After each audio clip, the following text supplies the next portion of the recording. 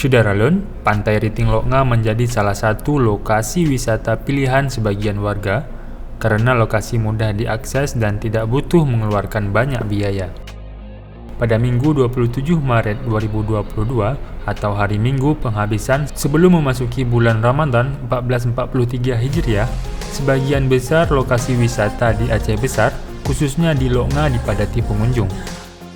Serambi On TV sempat mengabadikan aktivitas liburan warga di kawasan Pantai Riting Lok Nga.